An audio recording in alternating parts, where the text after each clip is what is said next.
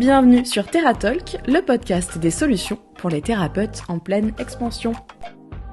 Bienvenue dans ce 5e épisode de TheraTalk, le podcast qui répond aux questions des thérapeutes et des pros du bien-être.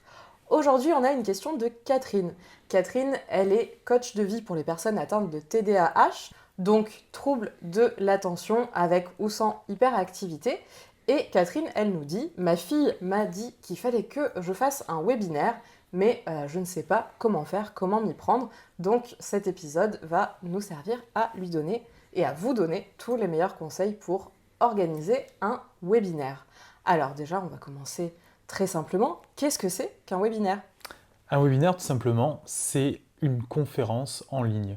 C'est-à-dire que plutôt que de louer une salle, de devoir communiquer de manière locale sur la tenue de cet événement et d'avoir un nombre de places limité, vous allez pouvoir le proposer en ligne via différents outils. On en citera plusieurs, mais notamment Zoom, qui est l'un des plus connus depuis la pandémie, qui vous permet en fait d'accueillir un nombre quasi illimité de personnes.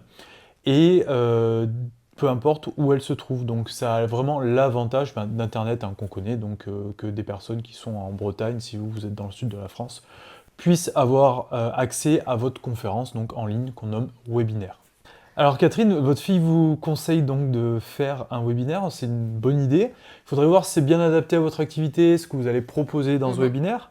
Mais du coup, avant de se lancer dans la création de ce webinaire, on va se demander pourquoi on le fait. Il y a, on va dire, deux axes qui sont très intéressants à exploiter sur le webinaire.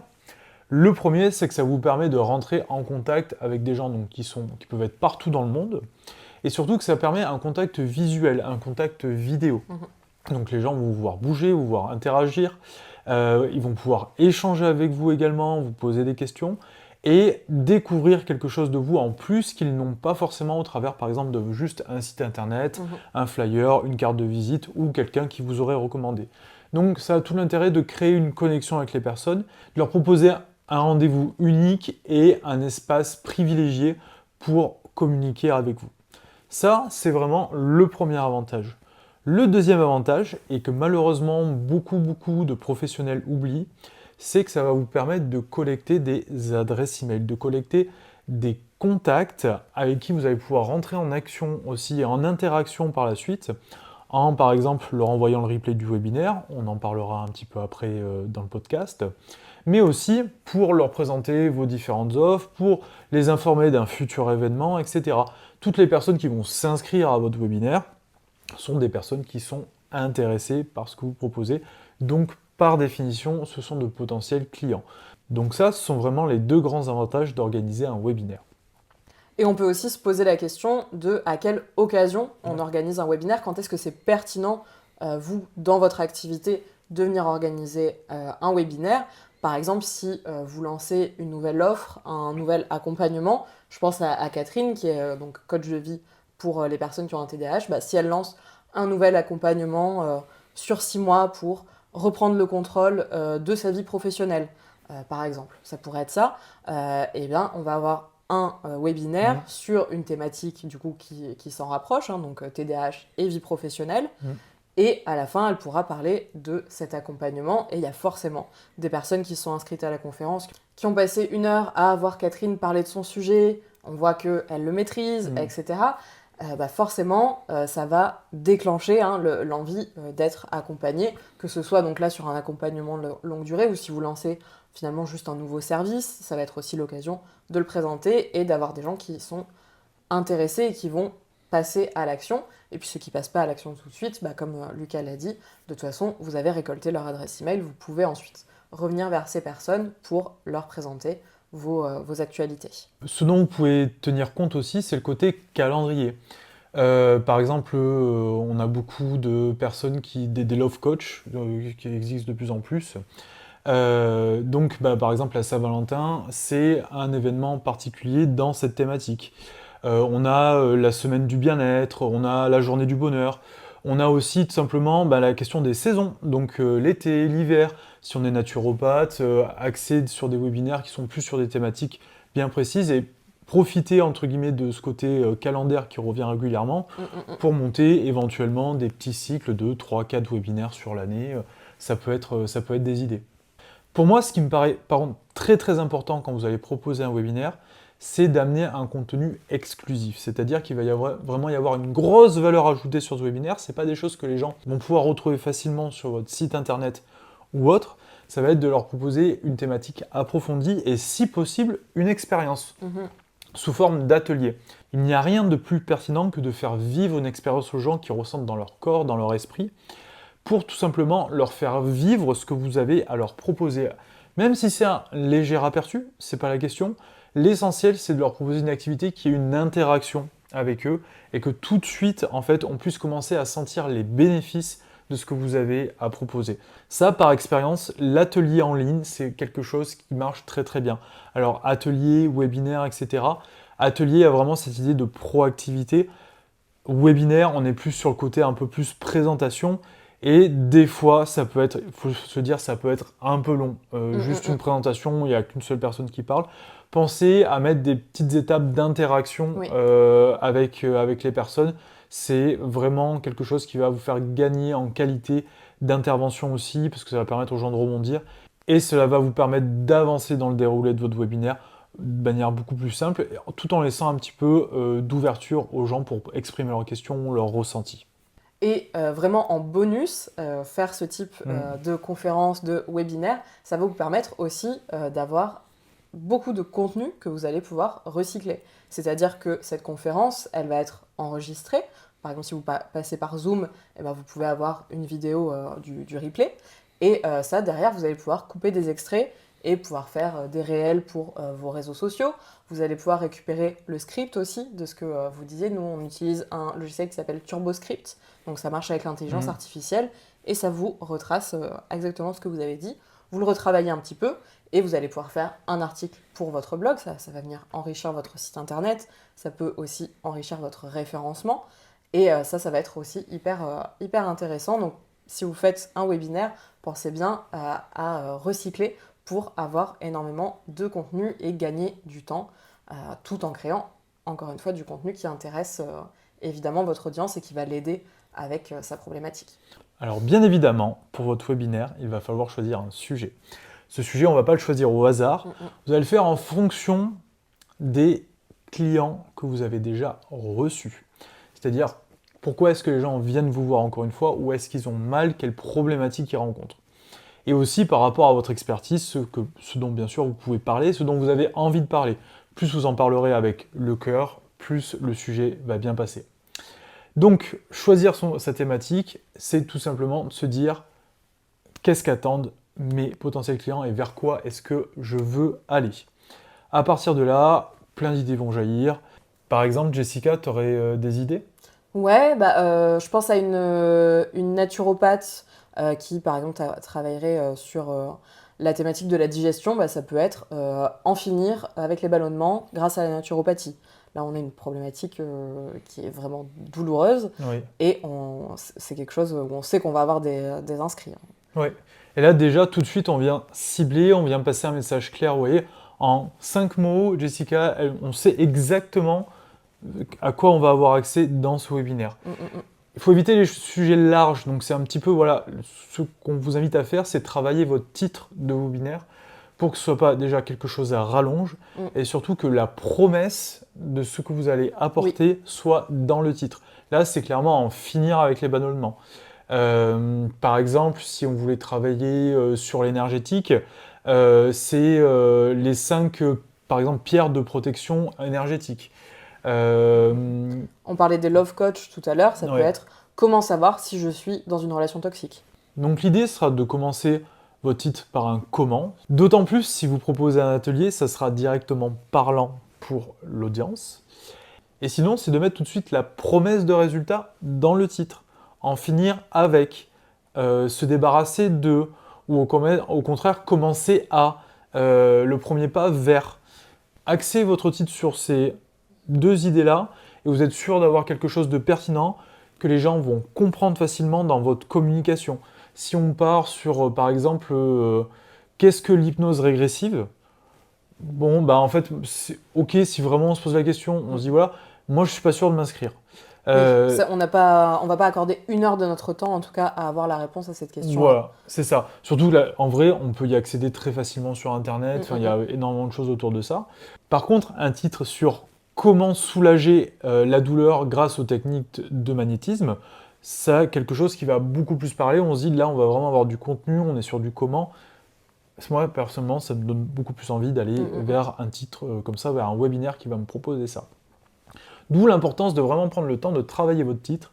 Et vous allez voir que derrière, à partir de ça, tout va venir découler de ce titre-là sur votre communication. On va faire un tout petit point technique sur comment créer un webinaire. Encore une fois, ce qui va être essentiel, c'est de faire un lien d'inscription unique. Je vous conseille d'éviter les demandes d'inscription par email, c'est-à-dire que les gens vous envoient un email pour s'inscrire à votre webinaire, ce qui veut dire que vous allez devoir copier-coller l'adresse de la personne dans votre base de données après pour lui renvoyer le lien, etc. Bref, ça commence à être une usine à gaz. Il y a beaucoup de logiciels, et on vous les donnera tout à l'heure, qui vous permettent de faire ça de manière automatique, sans vous n'ayez rien à faire, et juste à programmer un email à chaque fois qui s'envoie dès qu'il y a quelqu'un qui s'inscrit. C'est quand même génial. Et un lien bien sûr unique d'inscription, que vous n'ayez pas 3-4 liens différents pour un même événement. Voilà. Donc ça c'était la petite parenthèse technique. Après sur la communication. Quand communiquer, en général sur le web ça va beaucoup plus vite que sur des conférences en présence. On a besoin de communiquer moins en amont de l'événement. Au plus tôt, mais vraiment beaucoup plus tôt, vous pouvez commencer à amener le truc, etc. Ça sera à peu près 1 mois avant la date. Et encore 1 mois, très sincèrement, vous êtes déjà très très large. Mais encore une fois, plus vous commencerez tôt, plus vous aurez d'inscrits. Ce qui va être important par contre quand on commence tôt, c'est de mettre des rappels de cet événement tout au long jusqu'au jour J pour être sûr d'avoir du monde qui vient parce que tout simplement on s'inscrit, on oublie, c'était il y a longtemps, etc. Finalement on n'est plus dispo, voilà. Donc de mettre régulièrement des rappels. Là où il faut commencer vraiment à mettre l'accélérateur sur la communication, c'est 15 jours avant votre événement en ligne. Donc là par exemple, les réseaux sociaux sont des super moyens de diffuser largement l'information. Il y a comme solution, il y a Facebook, non, il me semble qu'il est pas mal, avec la création d'événements. Oui, clairement, si vous avez une page sur Facebook, si vous avez un groupe Facebook, il faut créer un événement, puisque les événements, ils ont quand même encore une bonne visibilité sur Facebook. On peut voir que nos amis s'intéressent à cet événement, etc. C'est des choses qui apparaissent dans le fil d'actualité. Donc, on crée un événement, vous invitez les personnes de votre groupe ou qui sont abonnés à votre page, et vous pouvez aussi le partager dans des groupes sur votre thématique. Par exemple, Catherine, il y a des groupes sur Facebook de personnes qui ont un TDAH, et s'inscrire dans ces groupes, aller mettre le lien de l'événement. Dans la description de l'événement, on met le lien pour s'inscrire à la conférence. Et ça va être hyper intéressant. Vous pouvez le partager sur Instagram aussi, ça marche bien. En fait, peu importe le réseau sur lequel vous êtes, même si vous êtes sur TikTok, vous pouvez aussi partager le lien de votre conférence. Et sur LinkedIn aussi, ça peut très bien marcher. Voilà. En tout cas, peu importe le réseau social que vous avez, créez du contenu pour annoncer cette conférence-là et créer du contenu varié. C'est-à-dire que, par exemple, pour revenir sur Facebook, vous pouvez juste partager le lien de la conférence avec un petit texte qui va dire tel jour, telle heure, je vous parlerai de ta. Ça va vous aider à ta. Ça, c'est très bien. Faites aussi une petite vidéo dans laquelle vous abordez déjà le sujet de cette conférence, vous commencez à apporter des pistes de solutions, et ensuite vous dites, si vous voulez en savoir plus, si ce sujet vous intéresse, si cette problématique vous parle, on se retrouve à telle date pour en parler en détail dans cette conférence, et hop, vous rebasculez vers le lien. Voilà, donc ça c'est ce qui va vous permettre de toucher votre communauté et d'autres personnes, d'ouvrir un petit peu. Pensez aussi à vos actuels clients et aux personnes que vous avez déjà en base de données d'email. Alors envoyez l'information par email qu'il y a ce webinaire-là. Parce qu'il y a certainement des gens qui viennent déjà vous consulter, ok, super. Il va y avoir aussi des gens qui ne sont pas encore passés à l'action et qui se disent que, en fait, suite à ce webinaire, ça va certainement les conforter dans l'idée que ils ont besoin de votre aide, en tout cas que vous pouvez vraiment leur apporter quelque chose.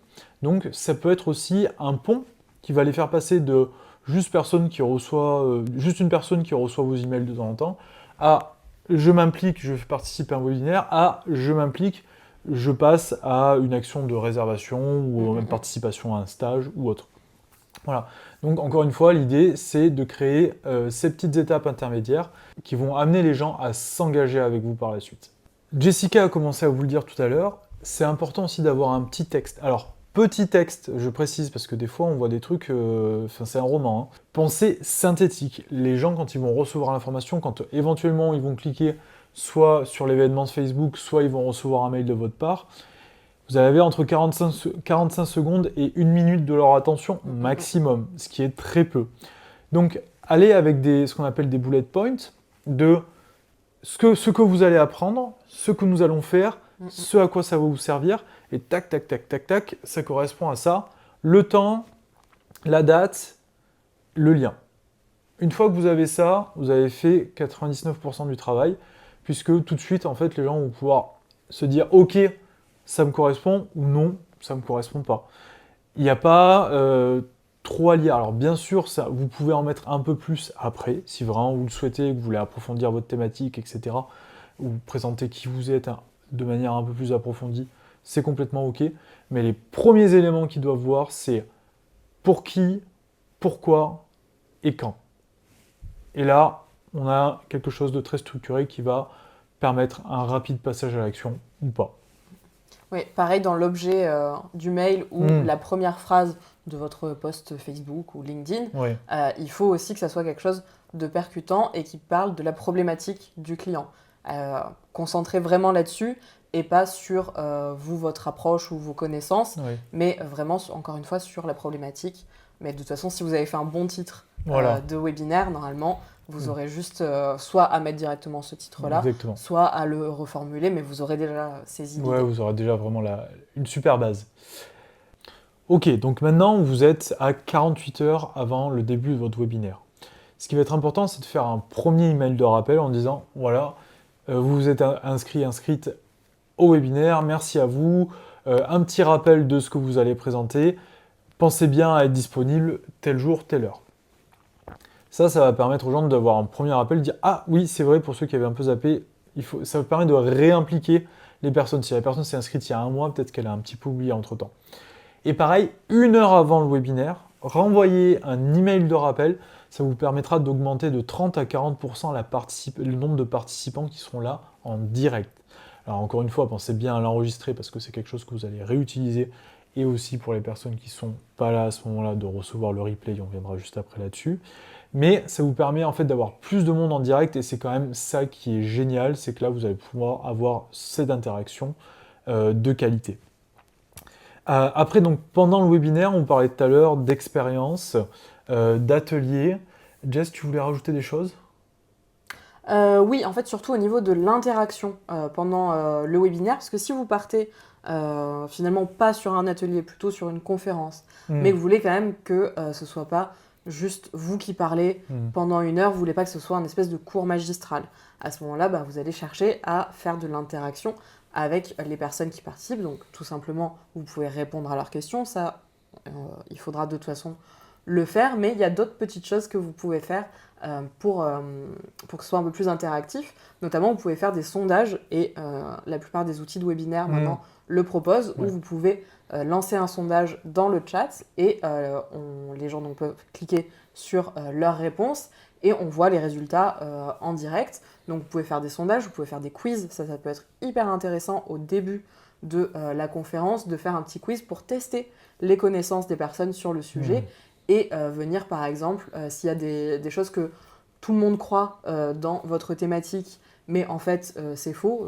Un exemple qui me vient, que j'ai vu passer dans mes réels il n'y a pas longtemps, c'était sur l'astrologie, en disant Mercure rétrograde, c'est une période où tout va mal pour tout le monde. Non, en fait, c'est pas du tout ça que ça veut dire. Du coup, voilà, vous pouvez tester ce type de connaissances via des quiz, des sondages. Et vous pouvez aussi aller plus loin, n'hésitez pas à être créatif.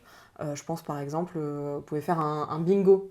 Donc vous envoyez la photo du bingo dans le chat et les gens peuvent dire moi j'en ai tant. Par exemple, Catherine, sur le TDAH, ça peut être un bingo de tous les trucs que je fais qui sont considérés comme bizarres parce que j'ai un TDAH. Tous les trucs qui fait que j'arrive pas à m'organiser parce que j'ai un TDAH. Est-ce que, par exemple, ça peut être, je sais pas moi, avoir mis ses lunettes dans le frigo, ce genre de choses. Ouais. Donc c'est interactif, c'est convivial, vraiment n'hésitez pas à être créatif, créative à ce niveau-là. Et toujours dans l'idée de garder ce lien et surtout de le renforcer, un espace de questions-réponses à la fin du webinaire, ou pas en fait, hein, parce que ça peut venir un peu au milieu. Il y en a qui adorent dire à tout moment, n'hésitez pas à m'interrompre s'il y a quelque chose qui vous vient ou si vous avez une question. D'autres qui préfèrent le garder pour la fin. Moi personnellement, je préfère le garder pour la fin, ça permet des fois d'éviter qu'il y ait des sujets qui se répètent, c'est-à-dire que la réponse va arriver plus tard. Et c'est un peu anticipé par une participante ou une participante, c'est pas un souci. Donc avant ce temps de question-réponse ou après, ça c'est vous qui décidez, il va falloir prendre un petit moment du coup pour parler de votre offre. Alors soit vous avez organisé ce webinaire spécifiquement dans le cadre d'un lancement, d'un nouveau service, d'un nouvel accompagnement, d'un événement que vous organisez, peu importe. Soit c'est pas le cas mais vous voulez juste parler des services existants. Dans tous les cas, il ne faut pas oublier que ce webinaire, c'est un outil de promotion de votre activité. Donc, il faut en parler. Justement, en plus, c'est un moment où les personnes qui vous ont suivi pendant 1 heure, elles ont pris conscience du fait que vous êtes une personne capable de les aider avec leurs problèmes. Donc, il ne faut pas passer à côté de ce moment privilégié pour les faire passer à l'action. Donc, faites un rappel de votre offre. Pas besoin que ça dure un quart d'heure. Oui. Parlez-en 5-10 minutes, selon, voilà, si c'est un accompagnement ou si c'est un événement, il va falloir plus de temps pour en parler que si c'est juste un service. Donc à vous de juger ce qui est le plus adapté, mais ne passez pas à côté de ça et faites un appel à l'action clair où vous pouvez par exemple mettre dans le chat un lien pour s'inscrire à votre événement ou pour prendre rendez-vous pour l'accompagnement, voilà, ce genre de choses. Faites des appels à l'action très clairs. Et vous pouvez en profiter pour faire une offre spéciale justement qui est réservée aux personnes qui participent à ce webinaire de manière un peu surprise, hein. Leur dire voilà, sur les 48 prochaines heures de ce webinaire jusqu'à dans 2 jours, je vous propose, je sais pas moi, 15% de réduction sur ça, ou il y a un bonus en plus. Si vous n'avez pas envie de faire une réduction, c'est possible. Vous pouvez proposer un accompagnement en plus, un cadeau supplémentaire pour toute personne qui s'engagerait dans ce temps-là. Ce qui nous permet d'enchaîner aussi avec l'après-webinaire, parce que là c'est super, vous avez fini votre webinaire, parfait. Maintenant, qu'est-ce qu'il faut faire? Déjà, l'enregistrer. Ce que vous pouvez faire, c'est le mettre en ligne sur YouTube. Alors, quand je dis le mettre en ligne, c'est pas nécessairement de manière publique. Il y a des solutions sur YouTube pour que ça soit en non répertorié. Et ça vous permet quand même de partager un lien qui soit facilement accessible parce que concrètement, si vous envoyez le fichier du webinaire à les 150 personnes qui étaient là, ça risque de ne jamais arriver. Voilà. Et ça vous permet aussi d'avoir un suivi YouTube sur le nombre de personnes qui ont vu votre webinaire, de continuer à permettre aux gens de réagir éventuellement aux commentaires, etc. Ou tout simplement de le laisser de manière visible sur votre chaîne. Ça vous fait encore une fois du contenu supplémentaire. Donc ça peut être très pertinent. Et quand vous le mettez sur YouTube, n'oubliez pas de rédiger une description de la vidéo et de remettre les liens qui seront pertinents, par exemple, pour s'inscrire à votre accompagnement, etc. Oui, voilà, exactement, parce que ça peut faire un levier supplémentaire de visibilité. Ce qui est intéressant aussi, c'est d'avoir le retour. C'est-à-dire qu'il y a des personnes qui ont certainement très peu interagi, que vous n'aurez même pas entendu de tout le webinaire, qui n'auront peut-être pas osé poser leurs questions. Donc là, c'est l'occasion de leur dire, voilà, si vous avez encore des questions, s'il y a besoin de précision, leur proposer de répondre à votre email, mais aussi de leur proposer de dire, voilà, qu'est-ce que vous avez pensé de mon intervention, qu'est-ce que vous avez pensé de l'organisation, enfin, voir après les leviers qui sont pertinents, les axes qui sont pertinents pour vous à questionner, pour que le prochain webinaire se passe encore mieux et que ça réponde encore mieux aux attentes des participants et des participantes qui vous rejoindront. Oui, des fois, on peut avoir certains retours qui vont nous permettre de nous améliorer. Par exemple, si vous avez plusieurs retours qui vous disent « c'était super, j'ai adoré, mais par contre, vous parlez un peu trop vite ». Ça peut arriver. Du coup, à votre prochain webinaire, vous allez essayer d'avoir un rythme qui puisse convenir à toutes et à tous. Absolument. Et bien sûr aussi de faire un rappel de l'offre que vous leur avez faite durant ce webinaire, en disant, ben voilà, il vous reste, je sais pas, maintenant un jour pour souscrire à cette offre si vous voulez bénéficier de tel avantage. Ça, c'est aussi un très bon moyen de dire à les gens qui ne sont pas encore exactement sûrs, de leur faire un rappel en leur disant, ah, si je ne fais pas ça maintenant, je vais perdre quelque chose ou je ne verrai pas autant que si je me décide dans un mois, quoi. Donc voilà, encore une fois, ça a plein d'avantages de faire cet email de rappel à vos participants parce que tout simplement, eh ben, ça fait un suivi et c'est en poussant en fait ce webinaire jusqu'au bout, donc vous voyez, ça se passe même après le webinaire que vous allez optimiser les retours. De toute façon, les retours sont déjà là, puisque vous avez eu X personnes qui ont participé à votre webinaire. Ça vous a fait rentrer nécessairement de nouveaux contacts, de nouvelles personnes avec qui vous pouvez interagir, à qui vous pouvez envoyer des emails, des informations. À partir du moment où vous créez ce lien d'inscription, vous venez de faire un super travail de communication et c'est ça vraiment qui vous permet d'enrichir votre base de données et c'est vraiment ce qu'on recherche aussi avec les webinaires, c'est d'ouvrir un maximum de personnes.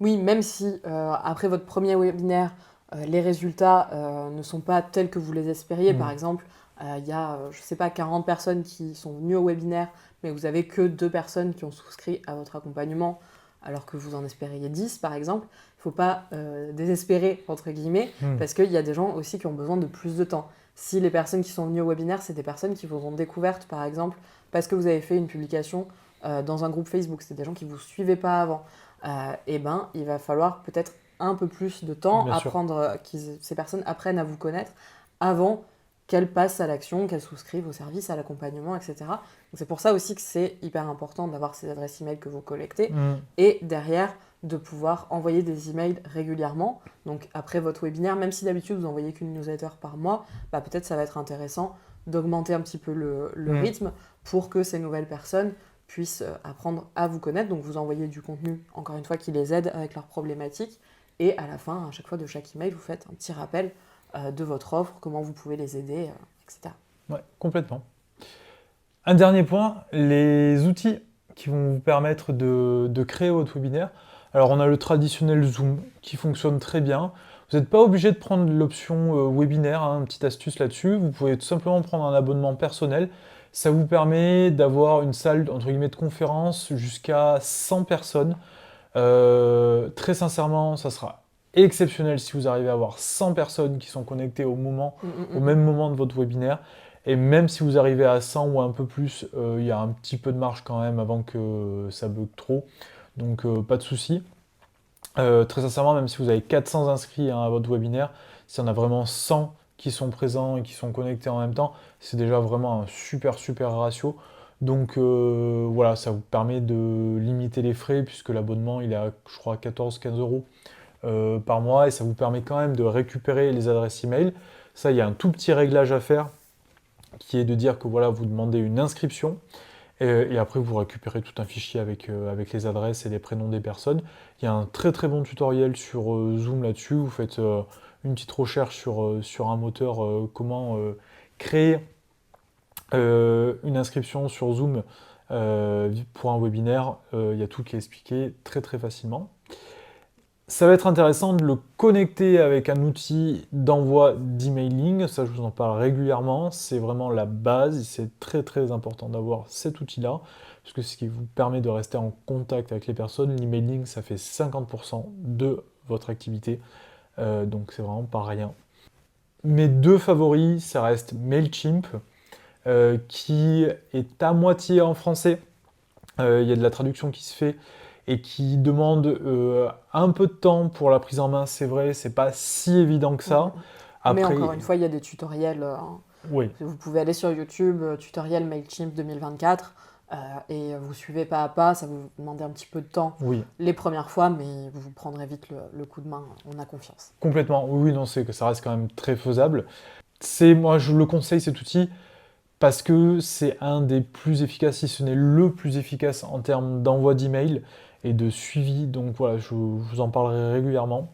La deuxième option qui est aussi très bonne, c'est MailerLite, donc MailerLite, qui a des tarifs qui sont très légèrement en dessous de Mailchimp, des performances qui sont très légèrement en dessous aussi, mais qui reste un excellent outil, qui est entièrement en français également, et qui vous permet peut-être une approche un peu plus simple et un peu plus ludique que ce que peut l'être Mailchimp, mais avec un petit peu moins d'options. Donc il faudra voir en fonction de votre niveau d'utilisation. Si c'est très ponctuel, vous pouvez rester sur MailerLite. Si vous commencez à créer des automatisations, donc des emails qui s'envoient automatiquement, etc., Mailchimp sera certainement plus adapté sur le long terme. Et, eh ben, je crois que tu as trouvé aussi un autre outil Oui. qui permet de faire un petit peu du tout en un. Ouais. Si vous n'avez pas encore d'outils d'emailing et que vous pensez pas vous servir à fond de l'emailing pour la promotion de votre activité, si vous voulez que ça reste dans le cadre du webinaire, à ce moment-là, vous pouvez utiliser un logiciel qui s'appelle Webinar Jam et qui lui, en fait, vous permet de faire tout ce dont vous avez besoin autour du webinaire. C'est-à-dire que vous allez pouvoir, sur Webinar Jam, créer ce qu'on appelle la page de capture. Donc, c'est la page de présentation de votre webinaire et où on laisse son prénom, son adresse email pour recevoir le lien de la conférence. Et donc, vous allez pouvoir créer ces emails où automatiquement, quand on s'est inscrit via cette page, on reçoit l'email, on reçoit le mail de rappel 48 heures avant, 1 heure avant, etc. Et vous allez aussi pouvoir faire la conférence directement sur Webinar Jam. Donc là, on ne passe pas par Zoom, c'est vraiment un site à part. Il n'y a pas besoin pour les gens qui s'inscrivent de télécharger un logiciel, c'est directement dans le navigateur. Et vous avez tous ces outils dont on parlait tout à l'heure pour faire des sondages dans le chat, etc., des quiz.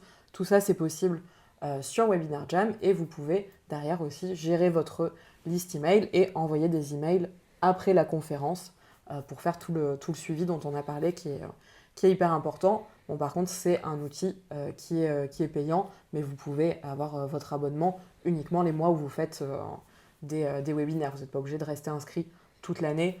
Si vous faites que 2-3 webinaires par an, vous l'utilisez qu'à ces moments-là. Donc normalement, là, vous avez tout ce qu'il vous faut pour créer sereinement votre premier webinaire. Donc j'espère que c'est quelque chose que vous pourrez implémenter dans votre stratégie très prochainement. Vous pouvez retrouver tous ces outils dont on vient de vous parler en description. Et on vous retrouve la semaine prochaine pour parler de comment bien créer son offre. À très bientôt!